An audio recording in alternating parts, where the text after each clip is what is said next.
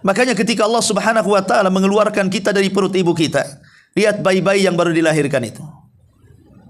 Ada yang pernah melihat bayi yang dilahirkan tiba-tiba tangannya bawa uang segepok? Enggak ada. Ya. Orang yang dilahirkan itu tidak bawa apa-apa. Bahkan pandangan pun belum jelas, pendengaran pun belum jelas, otak pun belum bisa berfikir, jangan itu kaki dan tangan pun belum ada tenaga untuk merangkak. Lalu kemudian setelah itu Allah Subhanahu wa taala sedikit demi sedikit memberikan kekuatan. Mata mulai melihat, telinga mulai mendengar, otak mulai berfikir, kaki tangan mulai bergerak. Kemudian diberikan ilmu pengetahuan, dengan ilmu pengetahuan dia bisa bekerja cari uang, sebagian mereka jadi dokter, pilot, insinyur dan yang lainnya. Itu semua Allah yang memberi. Lalu apa yang disombongkan? Toh semua pemberian dari Allah Subhanahu wa taala. Maka orang yang memahami nama Allah Al-Ghani, maka semakin tinggi tingkat tawadhu'nya. Kemudian juga di antara asar keimanannya, kalau yakin Allah Subhanahu wa taala Al-Ghani, Allah itu zat yang maha kaya, ya, maka dia akan al-istighna 'anin nas, maka dia akan merasa cukup dari manusia. Tidak akan hasad dengan manusia. Ngapain hasad? Allah kaya. Kalau ada orang kaya, ngapain hasad? Orang yang hasad itu karena enggak paham Allah itu Ghani. Kan umumnya orang hasad. Kenapa orang bisa hasad coba? Karena dia tidak memiliki yang dimiliki orang, makanya dia hasad. Orang hasad itu kan begitu. Kenapa dia hasad dengan kita? Karena dia tidak memiliki apa yang kita miliki. Kalau mereka memiliki apa yang kita miliki, ngapain hasad? Ya. Tapi seorang mukmin itu, mereka tidak akan hasad. Kenapa? Karena ada zat yang maha kaya. Kalau tetangga bisa kaya, kenapa saya tidak bisa kaya? Minta kekayaan kepada Allah Azza wa Jalla. Jadi semakin merasa cukup dari manusia dan hanya cukup dengan Allah Subhanahu wa taala, sehingga tidak ada dengki, tidak ada hasad, tidak ada iri hati dan begitu seterusnya.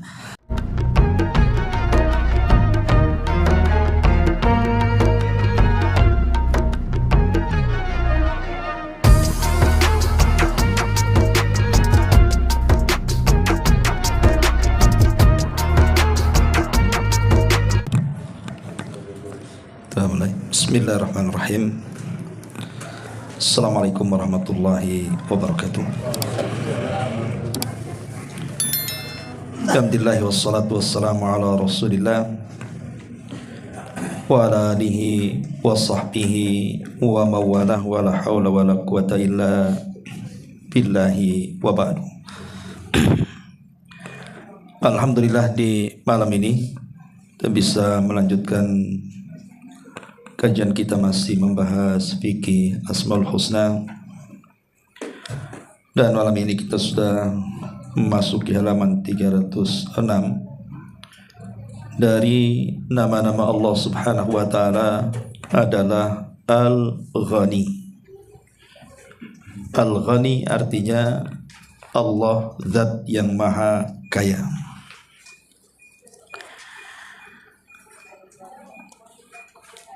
Di sini ada beberapa dalil yang dicantumkan pengarang. Di antaranya surah Al-An'am ayat 133, wa rabbukal ghaniyyu dzur rahmah, dan Rabbmu maha kaya lagi mempunyai rahmat. Kemudian tersebut juga dalam surah Fatir ayat 15, ya ayyuhan nasu antumul fuqara'u ilallah wallahu huwal ghaniyul hamid. Wahai manusia, kamulah yang berkehendak. Wahai manusia, kalian fuqara. Ini terjemahnya salah ini. Ya. Harusnya wahai manusia antumul fuqara, kalian sangat berhajat ilallah, kepada Allah Subhanahu wa taala. Dan Allah Subhanahu wa taala maha kaya lagi maha terpuji. Kemudian juga disebutkan dalam surah Luqman ayat 26, lillahi ma fis samawati wal ardi innallaha huwal ghaniyul hamid. Kepunyaan Allah lah apa yang di langit dan yang di bumi, sesungguhnya Allah dialah yang maha kaya lagi maha terpuji. Baik, kita akan jelaskan di antara nama Allah Subhanahu wa taala adalah Al-Ghani. Apa makna daripada Al-Ghani di sini? Ada beberapa pendapat para ulama, di antaranya perkataan Al-Imam Ibnul Athir rahimahullahu taala. Beliau mengatakan al-ghani adalah alladzi la yahtaj ila ahadin fi syai'in. Zat yang tidak berhajat kepada siapapun terhadap sesuatu. Bahkan sebaliknya, setiap manusia sangat berhajat dengan Allah Subhanahu wa taala. Jadi al-ghani, zat yang maha tidak berhajat kepada siapapun. Tetapi seluruh manusia berhajat kepada Allah Subhanahu wa taala.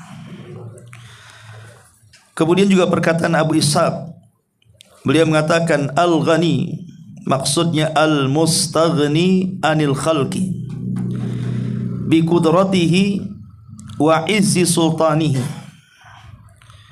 Al-ghani artinya zat yang maha cukup dari makhluknya dengan kekuatannya dan dengan kemuliaan kekuasaannya. Artinya bahwa sama saja maknanya, Allah tidak berhajat kepada siapapun. Kemudian juga dikatakan oleh Al-Khattabi rahimahullahu taala, beliau mengatakan al-ghani huwa alladhi istaghna anil khalqi. Al-ghani artinya zat yang cukup dari makhluknya, tidak berhajat kepada makhluknya. Jadi semua para ulama hampir mendefinisikan bahwa al-ghani adalah zat yang tidak berhajat kepada siapapun. Tetapi siapapun sangat berhajat dengan Allah Subhanahu wa taala. Lalu kekayaannya meliputi apa saja, di mana Allah Subhanahu wa taala tidak berhajat dengan manusia itu.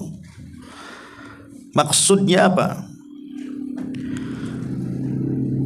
Pertama, bahwa kekayaan Allah Subhanahu wa taala itu meliputi seluruh yang ada di langit dan seluruh yang ada di bumi.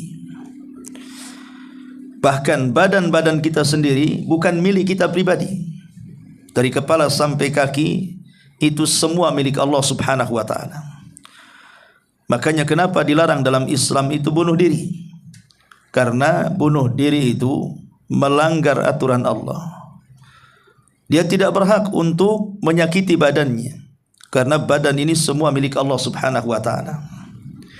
Jadi seluruh kekayaan Allah Subhanahu wa taala meliputi langit dan bumi. Kemudian juga Allah Subhanahu wa taala Maha Ghani. Kenapa? Karena la tanfa'uhu ta'atut ta'in wa la tadurruhu ma'siyatul 'asin. Yang menunjukkan Allah Subhanahu wa taala itu kaya, karena seluruh ketaatan manusia itu tidak bermanfaat bagi Allah. Bahkan seluruh kemaksiatan manusia juga tidak memadaratkan Allah Subhanahu wa taala. Karena Allah itu maha kaya. Makanya Nabi SAW mengatakan dalam hadis qudsi, ya ibadi, law anna awwalakum wa akhirakum wa insakum wa jinnakum kanu ala atqa qalbi rajulin minkum ma zada dhalika fi mulki syai'a. Walau anna awwalakum wa akhirakum wa insakum wa jinnakum kanu ala afjari qalbi rajulin minkum ma naqasa dhalika min mulki syai'a. Wahai hambaku, kata Allah, andai kata orang yang pertama di antara kalian dan orang yang terakhir di antara kalian, manusia dan jinnya, semua berada di atas hati orang yang bertakwa. Artinya tidak ada satupun yang bermaksiat sejak awal sampai akhir, manusia dan jinnya. Itu tidak akan menambah kekuasaanku sedikit pun, kata Allah. Bahkan kalau seandainya orang yang pertama dan orang yang terakhir, manusia dan jinnya, mereka di atas satu hati yang jahat. Artinya seluruh manusia tidak ada yang baik sejak awal sampai akhir, manusia dan jinnya. Itu pun tidak mengurangi kekuasaan Allah sedikit pun. Di sini letak Allah itu maha kaya, karena Allah tidak berhajat dengan kita. Satu dunia bermaksiat tidak akan kurang kekuasaan Allah. Satu dunia orang melaksanakan ketaatan tidak menambah kekuasaan Allah, karena Allah sudah kaya. Makanya kalau seandainya Allah Subhanahu wa taala merintahkan kita salat, puasa, zakat, baca Quran dan yang lainnya, itu manfaatnya kembali kepada kita, bukan kembali kepada Allah. Karena Allah tidak berhajat dengan ketaatan orang yang taat, dan tidak bermadarat baginya orang yang bermaksiat kepadanya. Jadi kalau ada orang berzina kemudian mabuk dan yang semacamnya, maka madaratnya kembali kepada orang yang bermaksiat. Allah tidak mungkin dimadarati dengan maksiat kita, karena Allah tidak berhajat dengan ibadah, dan Allah tidak mungkin tercelakakan dengan maksiat kita. Menunjukkan bahwa Allah itu ghani, Allah itu zat yang maha kaya. Sampai ibadah saja tidak berhajat dengan ibadah kita. Jadi ibadah itu manfaatnya kembali kepada orang yang beribadah. Kalau kita salat berarti manfaatnya kepada kita yang salat, dan begitu seterusnya. Ma'asyiral muslimin wal muslimat rahimani wa rahimakumullah. Kemudian juga di antara yang menunjukkan Allah itu ghani adalah di mana Allah Subhanahu wa taala sanggup memberikan seluruh hajat-hajat seluruh manusia satu dunia. Allah sanggup memberikan seluruh hajat manusia satu dunia ini, sejak zaman dulu sampai hari ini, bahkan sampai kiamat. Makanya dalam hadis qudsi juga Nabi SAW mengatakan, seandainya orang yang pertama di antara kalian sampai orang yang terakhir di antara kalian, manusia dan jinnya, berkumpul di tanah lapang, kemudian kalian meminta setiap satu orang masalahnya sendiri-sendiri, maka Allah Subhanahu wa taala sanggup memberikan seluruh permintaannya seperti jarum yang dicelupkan ke dalam air lautan. Lihat kira-kira apa yang terjadi di ujung jarum itu. Tentu hanya ada tetesan dari ujung jarum, satu tetes itulah Allah Subhanahu wa taala dengan satu tetes kekayaannya mampu memberikan hajat seluruh permintaan manusia awal sampai akhir, jin dan manusianya. Adapun kekayaan Allah itu laksana lautan. Makanya Nabi SAW hadis qudsi itu memberikan sebuah takribul fahmi, bagaimana supaya mudah memahami kekayaan Allah. Jadi kalau seandainya kita melihat lautan yang berada di depan kita yang tanpa batas itu, karena kan lautan lebih lebar dibandingkan daratan, kemudian kita ambil jarum, kemudian kita celupkan di lautan itu, kemudian kita angkat jarum itu, maka di ujung jarum hanya ada satu tetes dari air lautan itu. Satu tetes inilah yang menghidupi seluruh manusia sejak awal sampai akhir, manusia dan jinnya. Adapun kekayaan Allah itu lautannya. Kalau tidak dikatakan kaya, lalu apa? Lautan Allah itu kaya luar biasa, menunjukkan kekayaannya. Para ulama mengatakan maknanya Allah itu zat yang maha kaya, lebih kaya dibandingkan siapapun. Manusia berhajat kepada Allah. Cuman terkadang kita ini hanya mengejar yang satu tetes, tapi meninggalkan ya lautan yang tanpa batas itu. Ini juga di antara makna Allah Al-Ghani.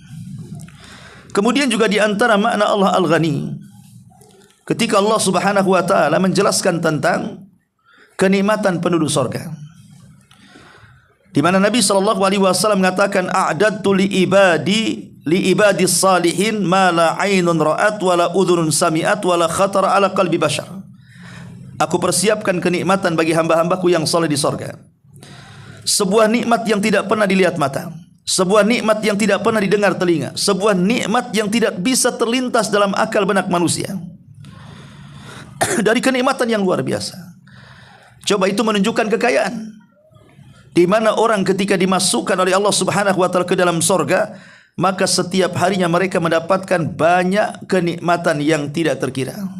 Siapa yang memberikannya? Allah Subhanahu wa taala. Kalau Allah tidak kaya, tidak mungkin Allah menyediakan kenikmatan yang luar biasa yang belum pernah dilihat, didengar, bahkan terlintas dalam otak pun tidak bisa. Itu menunjukkan Allah itu ghani, zat yang maha kaya. Ma'asyiral muslimin wal muslimat rahimani wa rahimakumullah. Kemudian juga di antara hal yang menunjukkan Allah Subhanahu wa taala kaya adalah Allah itu qadir untuk menghilangkan manusia dan menciptakan makhluk yang baru. Kita lihat bahwa manusia itu kan khalifah, artinya makhluk yang bergenerasi. Sudah banyak kemudian Allah Subhanahu wa taala membinasakan setiap generasi, tapi Allah Subhanahu wa taala sanggup menciptakan generasi berikutnya. Kemudian generasi berikutnya juga Allah binasakan. Allah sanggup menciptakan generasi berikutnya sampai hari ini. Kita hidup, siapa yang menghidupkan kita? Allah Subhanahu wa taala. Dan generasi bapak, kakek, nenek moyang kita sudah tidak ada lagi di dunia. Siapa yang mewafatkan mereka? Allah Subhanahu wa taala. Allah sanggup menghidupkan dan Allah sanggup juga mematikan. Dan itu menunjukkan kekayaan Allah Subhanahu wa taala. Karena kalau Allah Subhanahu wa taala berhajat dengan manusia, ngapain Allah Subhanahu wa taala kirim malakul maut untuk mencabut nyawa-nyawa orang?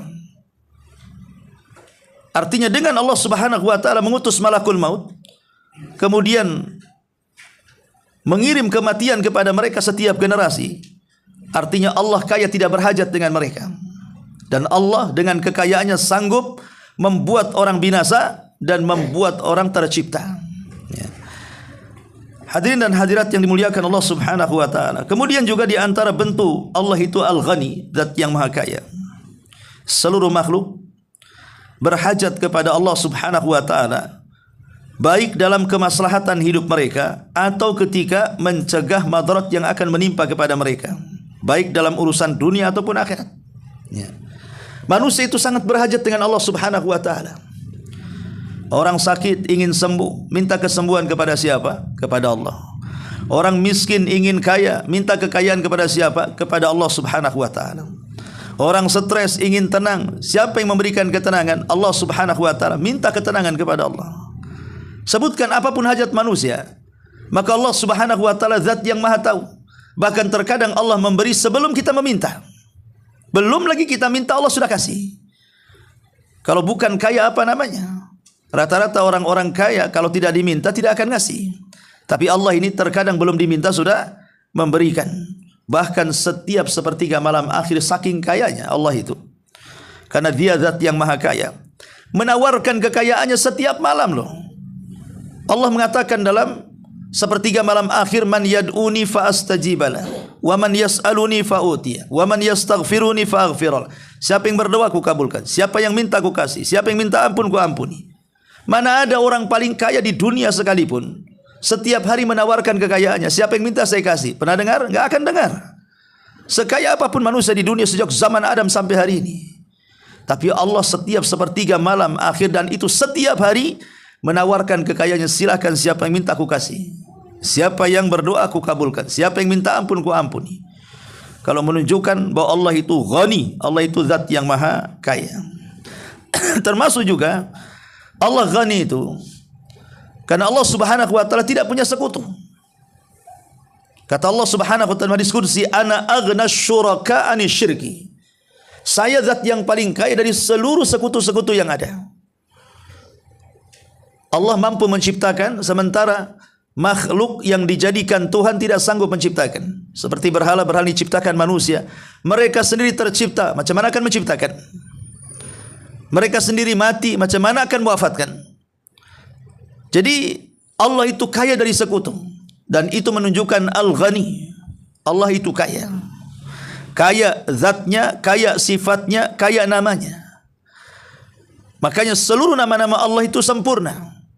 Dan seluruh sifat-sifatnya juga sempurna. Dan tidak ada yang lebih sempurna dibandingkan Allah Subhanahu wa taala, baik secara zat nama ataupun sifatnya. Karena Allah itu ghani. Dia zat yang maha kaya raya. Ma'asyiral muslimin wal muslimat rahimani wa rahimakumullah. Kalau kita sudah tahu bahwa Allah Subhanahu wa taala itu ghani, maka tentunya ada asar keimanan. Kita mempelajari nama Allah Al-Ghani itu, apa yang kita bisa petik pelajaran untuk kita amalkan dalam keseharian. Pertama, buah daripada beriman dengan nama Allah Al-Ghani.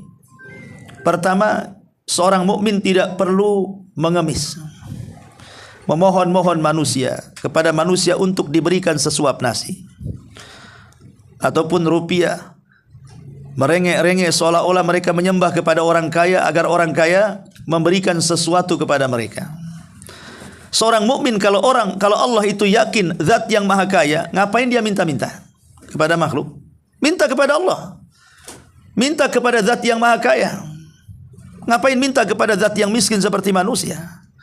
Makanya seorang mukmin kalau yakin Allah itu ghani, mustahil dia jadi pengemis. Makanya dalam Islam meminta-minta menjadi pengemis itu tercela. Dan nanti pada hari kiamat akan berjalan dibangkitkan wajahnya tanpa daging, hanya tulang tengkorak yang berjalan. Menunjukkan apa? Karena dia tidak malu. Mengemiskan, kalau seorang mukmin pasti malulah meminta-minta kan. Tapi orang yang tidak punya iman kadang-kadang enggak malu, bahasanya muka tembok, kulit badak atau apa istilahnya itu. Ya. Ya, jadi dengan memahami nama Allah Al-Ghani, maka seorang mukmin tidak akan meminta-minta. Kalaupun harus meminta, maka pertama dia akan minta kepada Allah Azza wa Jalla. Ini asar yang pertama. Yang kedua, kalau Allah Subhanahu wa taala tahu dia Al-Ghani, maka seorang mukmin akan lebih tawakal lagi. Akan lebih menyandarkan hatinya kepada Allah dan tidak mungkin menyandarkan kepada selain Allah. Tawakalnya makin kuat. Ya. Karena yakin Allah zat yang maha kaya, ngapain saya sandarkan hati kepada makhluk? Kalau sang Khalik adalah Al-Ghani, zat yang maha kaya, maka tawakallah, sandarkan kehidupan kita kepada Allah Azza wa Jalla. Kalau kita sakit minta kesembuhan kepada Allah. Kalau kita miskin minta kekayaan kepada Allah. Kalau kita kena musibah, minta supaya musibahnya diangkat oleh Allah. Terus sandarkan setiap permasalahan kita kepada Allah, karena Allah Al-Ghani. Jadi bagi seorang mukmin, setelah mengetahui Allah Al-Ghani, maka semakin tinggi tingkat tawakalnya. Yang ketiga, seorang mukmin kalau Allah Subhanahu wa taala Al-Ghani, maka dia akan banyak bersyukur kepada Allah Azza wa Jalla. Dan yakin kalau dia bersyukur pasti Allah akan tambah. Tapi kalau kufur pasti Allah akan kirimkan azab. Makanya Allah mengatakan, la in syakartum la azidannakum wa la in kafartum inna azabi lasyadid. Ya. Kalau kalian bersyukur akan nikmatku, ku tambah. Orang beriman yakin bahwa dengan bersyukur akan ditambah, karena nikmat Allah Subhanahu wa taala itu luas-luasnya, meliputi langit dan bumi. Tidak mungkin Allah itu la yukhliful mi'ad. Tidak mungkin kemudian Allah mengingkari janji-janjinya. Kemudian juga kalau Allah itu disifati Al-Ghani, maka tingkat ketawaduan kita meninggi. Tingkat rendah diri kita, rendah hati kita itu semakin kuat sekali. Dan kesombongan pun hilang. Mau disombongkan dengan Allah, apa yang disombongkan?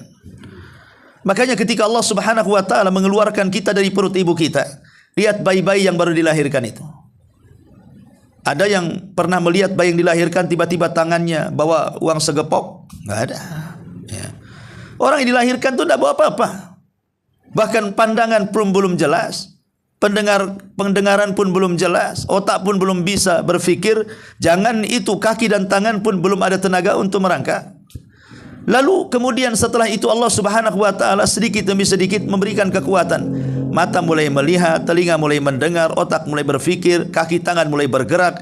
Kemudian diberikan ilmu pengetahuan. Dengan ilmu pengetahuan dia bisa bekerja cari uang. Sebagian mereka jadi dokter, pilot, insinyur dan yang lainnya. Itu semua Allah yang memberi. Lalu apa yang disombongkan? Toh semua pemberian dari Allah Subhanahu wa taala.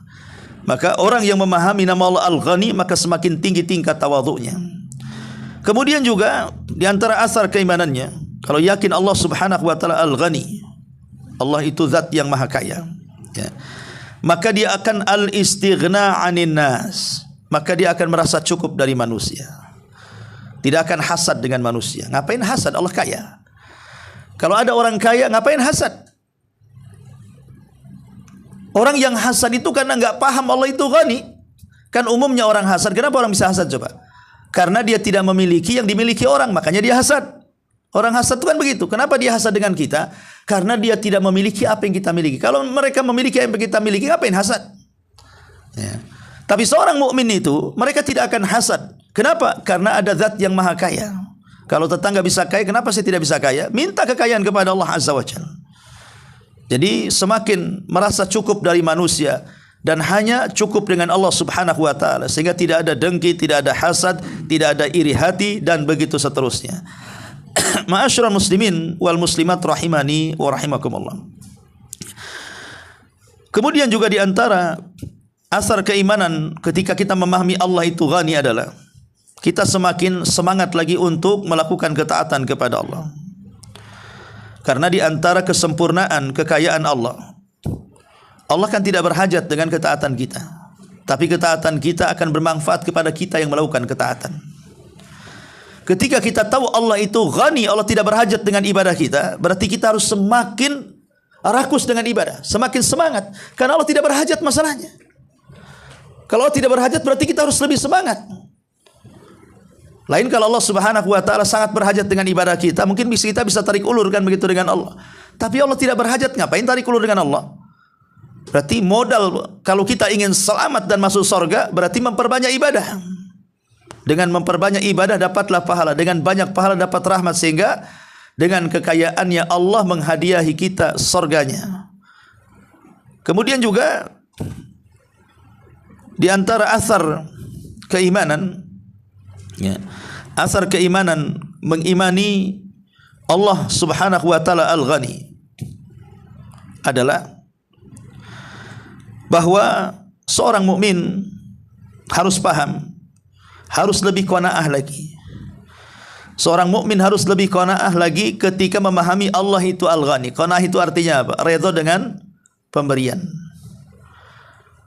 Kalaupun Allah Subhanahu wa taala tidak banyak memberi kita di dunia, bukan berarti tidak ada kesempatan lagi kita jadi orang kaya. Bahkan Allah sudah sediakan kenikmatan yang tidak pernah dilihat mata, didengar telinga, bahkan terlintas dalam otak manusia pun tidak bisa. Apa itu? Al-Jannah. Jadi ketika kita ini miskin di dunia, jangan minder. Allah itu ghani. Bukan berarti tidak ada kesempatan jadi orang kaya, bahkan orang yang paling kaya raya, tapi kelak di akhirat. Sehingga lahirlah sifat qanaah, merasa cukup dan redha dengan pemberian Allah Subhanahu wa taala. Tidak ada kesempatan di dunia, di akhirat ada kesempatan. Allah Maha Kaya, tenang. Kenapa tergesa-gesa? Apalagi kekayaan di dunia ini yang Allah berikan kepada kita sifatnya tidak langgeng. Boleh jadi kekayaan yang meninggalkan kita atau kita yang meninggalkan kekayaan. Tapi surga itu kekayaannya tidak meninggalkan kita, dan kita pun tidak akan meninggalkan kekayaannya, karena kita akan dikekalkan di dalamnya. Sehingga kenapa kemudian kita harus bersedih? Maka jadilah orang qanaah, orang yang redha dengan pemberian Allah Subhanahu wa taala. Ma'asyiral muslimin wal muslimat rahimani wa rahimakumullah. Kalau kita melihat Al-Qur'an ketika bicara tentang nama Allah Al-Ghani, Zat yang Maha Kaya, Al-Quran membagi beberapa makna. Di antaranya, makna Al-Ghani adalah adamul hajat, wa laysa dzalika illa lillah. Tidak ada hajat kepada siapapun, dan itu tidak mungkin kecuali hanya Allah yang punya. Allah tidak berhajat kepada siapapun. Dan itu disebutkan di dalam surah Al-Hajj 64. Wa innallaha lahuwal ghaniyul hamid. Kemudian yang kedua, makna yang kedua, maksud ghani adalah kasratul mal awil mulk, banyaknya harta dan juga kerajaan. Seperti Allah mengatakan dalam surah An-Nisa ayat 6, man kana ghaniyan falyasta'fif. Barang siapa yang merasa kaya, maka jaga diri, jangan sampai meminta-minta. Maknanya ghaniyan di sini artinya banyak harta. Ya. Kemudian yang ketiga, maknanya adamul ihtiyaj ila ma indan nas. Makna ghani juga disebutkan dalam surah Al-Baqarah 273, maknanya tidak berhajat kepada apa yang di sisi manusia, karena dia sudah punya tempat sandaran yang lebih kuat dibandingkan manusia, Allah Subhanahu wa taala. Dari sini faedahnya adalah makna ghani disebutkan dalam surah Al-Baqarah 273, yahsabuhumul jahilu aghniya minat ta'affuf. Jadi aghniya di sini artinya tidak berhajat kepada apa yang di sisi manusia, maknanya tidak ngiler dengan nikmat yang Allah anugerahkan kepada orang lain sehingga kita harus hasad. Jadi zat yang Maha Kaya artinya kalau kita merasa kaya berarti tidak perlu hasad lagi.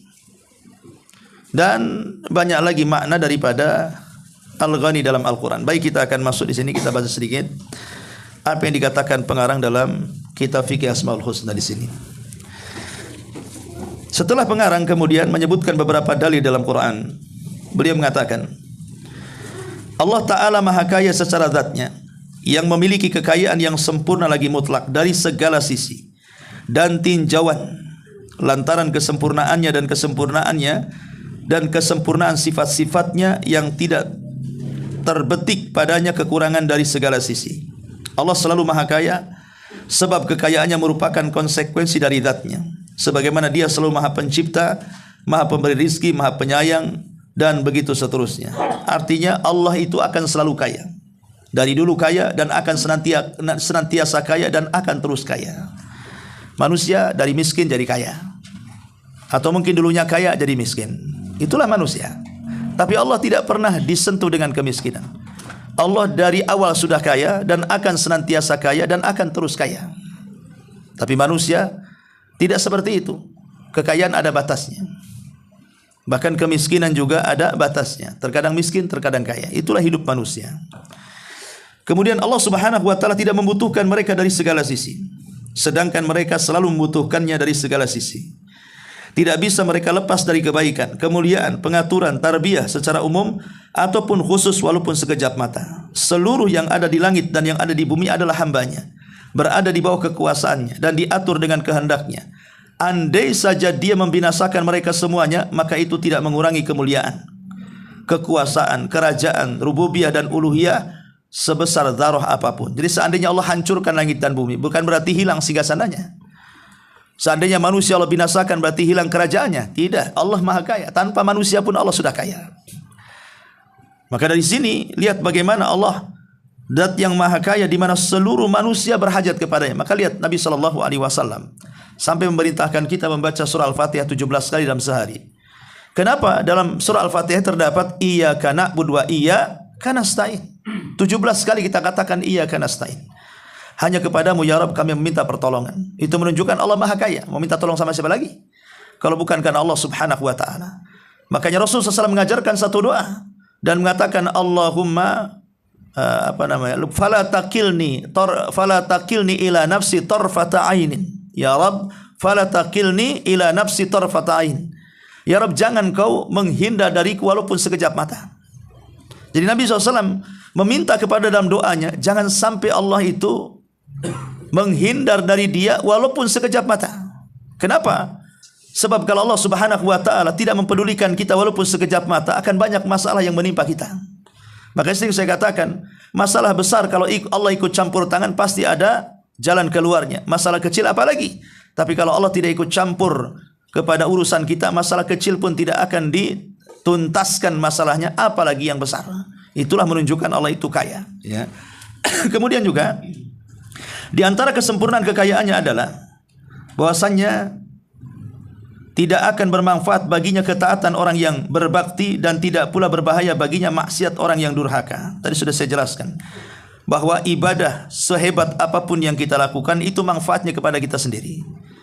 Makanya Allah mengatakan wa man syakara fa inna ma yashkuru li nafsi wa man kafara fa inna rabbi ghaniyyun karim. Barang siapa yang bersyukur maka sesungguhnya dia bersyukur untuk dirinya sendiri, bukan untuk Allah. Ya, jadi kalau kita bersyukur hakikatnya kembali kepada kita yang bersyukur. Allah tidak akan bermanfaat dengan syukur kita dan Allah tidak berhajat dengan kita. Ya. Wa man jahada fa inna ma yujahidu li nafsi. Siapa yang berjihad maka sesungguhnya jihadnya itu adalah untuk dirinya sendiri. Jadi intinya Allah Subhanahu wa taala tidak berhajat dengan kita sebagaimana hadis yang sudah saya jelaskan.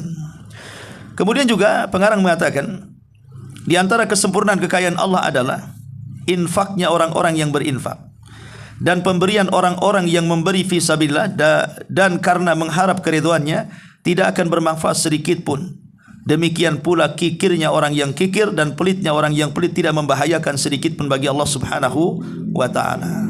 Jadi maksiat kembali kepada diri kita, ibadah juga kembali kepada diri kita. Tidak ada pengaruhnya dengan Allah Subhanahu wa taala. Kemudian juga di antara kesempurnaan kekayaan Allah adalah kesucian dirinya dari segala kekurangan dan aib. Oleh karena itulah siapa saja yang menyandarkan sesuatu kekurangan kepadanya berarti dia telah menyandarkan sesuatu yang bertentangan dengan kekayaannya. Jadi bagi Allah Subhanahu wa taala baik nama dan sifatnya tidak ada yang kurang. Sifat Allah itu sempurna. Allah tidak tidur, Allah tidak mengantuk, sempurna.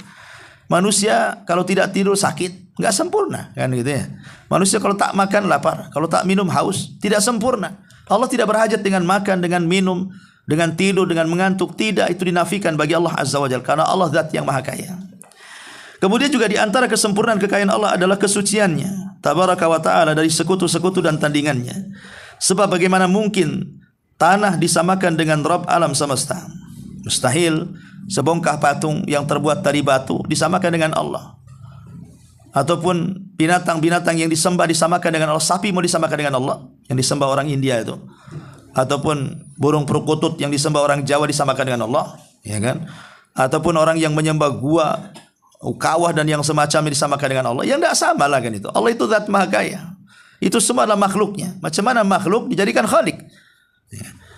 Makanya di sini dijelaskan di antara kesempurnaan kekayaan Allah adalah kesucian Allah dari sekutu-sekutunya dan tandingan-tandingannya. Sebab bagaimana mungkin tanah disamakan dengan Rabb?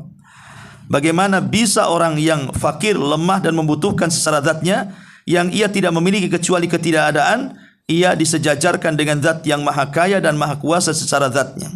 Orang yang menyembah Fir'aun, Namrud, dan orang-orang yang merasa Tuhan dirinya, mereka aja kekurangannya banyak. Macam mana akan disamakan dengan zat yang sempurna Allah Subhanahu wa taala, kan gitu. Kemudian juga di sini, dan maha kuasa secara zatnya yang kekayaannya, kekuasaannya, kerajaannya, kedermawanannya, kebaikannya, ilmu, rahmat dan kesempurnaannya yang sempurna secara mutlak merupakan konsekuensi dari zatnya. Selain itu bagaimana mungkin hamba-hamba disamakan dengan Rabb maha pemilik nyawa, yang nyawa seluruh hamba berada di genggamannya dan tunduk kepada aturannya. Tuhan yang dituhankan semua mati. Namrud dipertuhankan, mati. Fir'aun dipertuhankan, mati. Dzunwas dipertuhankan, mati. Orang-orang yang merasa dirinya Tuhan mati. Bahkan Dajjal sekalipun yang paling sakti dari orang yang mengaku Tuhan juga mati di tangan Isa bin Maryam. Tapi Allah zat yang tidak akan pernah mati. Bahkan Abu Bakar Siddiq radhiyallahu anhu sampai mengatakan, kalau kalian menyembah Muhammad, Muhammad mati. Tapi kalau kalian menyembah Allah, Allah hidup. Milih mana? Kemudian di antara kesempurnaan kekuasaannya adalah bahwasannya seluruh pembendaraan langit dan bumi berada di tangannya. Dan bahwasanya kedermawannya terhadap para hamba terus tersambung di waktu malam dan siang hari. Allah maha kaya. Bahkan orang kafir yang kufur saja tetap diberikan kekayaan. Lihat orang kafir bahkan lebih kaya dibandingkan kita, lebih sehat dibandingkan kita, lebih banyak bisnisnya dibandingkan kita, lebih kuat dibandingkan kita. Siapa yang kasih? Allah. Ya, karena Allah zat yang maha kaya. Allah kasih semuanya. Tapi hanya di dunia saja bagi mereka. Kemudian juga di antara kesempurnaan kekayaannya bahwa Allah menyeru hamba-hambanya untuk memohon kepadanya di setiap waktu dan ketika ia berjanji kepada mereka dengan diperkenankannya doa seagung apapun permohonan itu. Sampai dalam syariat Allah membuat tempat-tempat yang seseorang kalau berdoa di tempat itu mustajab. Sampai Allah membuat waktu-waktu yang kalau waktu itu kita berdoa mustajab. Seperti waktu Jumat, asar ke maghrib, itu waktu mustajab. Atau di antara dua khutbah, itu mustajab. Atau ketika turun hujan, itu mustajab. Atau di sepertiga malam, itu mustajab. Atau setelah fajar sampai menyingsing matahari, itu juga mustajab. Ya. Atau tempat-tempat di Mekah, atau di Masjid Nabawi. Ya. Atau di tempat-tempat yang memang sudah dijelaskan bahwa tempat itu sangat berkah dan kalau berdoa mustajab. Kenapa sampai Allah Subhanahu wa taala membuat tempat dan juga waktu? Karena Allah kaya. Setiap hari kita bisa berdoa meminta. Kalau kita datang ke orang kaya, baru sampai di pintu gerbangnya disusur satpamnya. Kau siapa kan itu? Itu manusia. Sombong kalau sudah kaya kan. Mana bisa kita melangkahkan ke rumah-rumah orang kaya. Nah, jadi Allah Subhanahu wa taala justru kapan saja kita bisa datangi, kita bisa mohon dan kita bisa meminta. Ya, itulah sesungguhnya zat yang maha kaya. Ya. Di antara kesempurnaan kekayaan Allah adalah bahwasanya di sekitarnya penghuni langit dan bumi serta para makhluk terdahulu hingga sekarang berkumpul pada satu tempat, lalu mereka semua memohon kepadanya segala hal yang berkaitan dengan kebutuhan mereka, kemudian Allah mengabulkan permohonan mereka, maka hal tersebut tidaklah mengurangi dari apa yang ada di sisi Allah. Jadi kalau seandainya Allah memberikan semua hajat manusia dan jinnya, itu tidak berkurang kekayaannya sedikit pun. Tapi kalau kita bagi-bagi harta, antum kasih harta di dompet ada 1 juta, setiap orang dikasih 10.000, lama-lama nipis dompet itu habis. Tapi Allah itu tidak pernah habis isi dompetnya masalahnya. Dikasih tapi tak pernah habis. Itulah sesungguhnya orang kaya.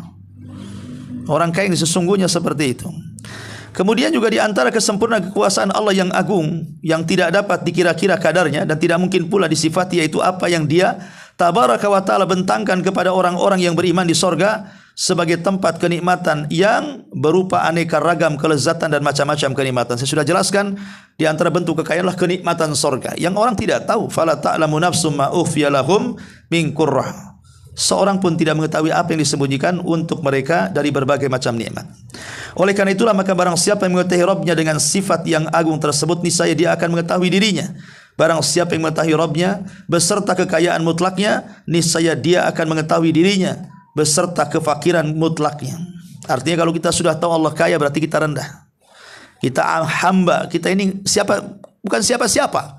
Sekaya-kayanya orang di dunia tetap masih miskin dalam pandangan Allah. Lalu mau apa? Mau sombong dengan kekayaannya? Toh kekayaannya juga diberikan oleh Allah Azza wa Jalla. Nah, maka di sini menunjukkan bahwa dengan mengetahui Allah Al-Ghani, maka bisa meruntuhkan sifat takabur dan sifat kesombongan kita kepada Allah Subhanahu wa taala. Inilah di antara keterangan dalam kitab ini. Wallahu alam.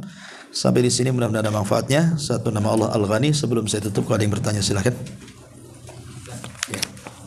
Pertanyaan tadi ini di materi yang kemarin tentang didatangkannya malakul maut itu seseorang. Sebenarnya apakah yang bersangkutan itu bisa melihat? Iya, apakah seseorang yang meninggal dunia mampu, maksudnya ketika sakaratul maut mampu memandang malakul maut? Ini terjadi silang pendapat. Tetapi ada yang berpendapat iya, melihat malakul maut. Dalilnya surah Thaha kalau tidak salah, fakashafna anka ghita'aka al-yaum fabasaruka al-yauma hadid. Surah Al-Hadid kalau tidak salah. Ya, fakashafna anhu, maka kami akan singkapkan penutup darimu sehingga tersingkaplah kegaiban yang selama ini mata tidak bisa menembusnya.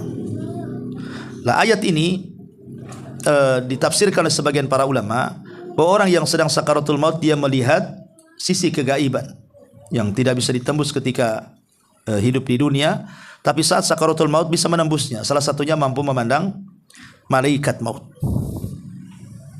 Dia sudah tahu kalau dia akan mati. Ya. Tapi ada juga yang mengatakan tidak. Ya, dia tidak tahu. Tahu ruhnya tercabut saja. Tapi bisikan-bisikan malaikat akan terdengar. Seperti bisikan malaikat kalau memang dia orang yang beriman, akan terdengar bisikan, ya ayyatuhan la takhafu wa la tahzan wa abshiru bil jannati allati kuntum tu'adun. Jangan sedih, jangan takut, dan sudah dihabarkan kepadamu surga yang dijanjikan kepadamu. Tapi kalau dia orang jahat, maka malaikat akan membentaknya dan mengatakan, keluarlah ruh yang jahat kepada ila ghadabi minallahi wa sakhati, kepada kemurkaan dan kemarahan Allah Azza wa Jalla. Ya, memang terjadi silang pendapat. Ada sebagian tafsirkan bahwa ayat itu menunjukkan tersingkap kegaiban, berarti dia melihat para malaikat yang akan mencabut nyawanya. Karena kan bukan satu malaikat yang mencabut nyawa itu. Ada malakul maut dan ada rusulul maut, pembantu malakul maut. Yang mendorong ruh sampai ke tenggorokan itu bukan malakul maut. Malakul maut yang mencabutnya. Disebut pencabut nyawa. Tapi yang mendorong ruh itu, itulah rusulul maut. Didorong ruhnya sampai berkumpul di tenggorokan. Baru setelah itu tugasnya malaikat maut mencabutnya. Kemudian diletakkan, disambar oleh malaikat yang lainnya, kemudian diletakkan di kain kafan. Kalau yang beriman, kain kafan dari sorga. Kalau dia orang kafir, kain kafan dari neraka. Kemudian diterbangkan ke langit. Ya. Wallahu a'lam.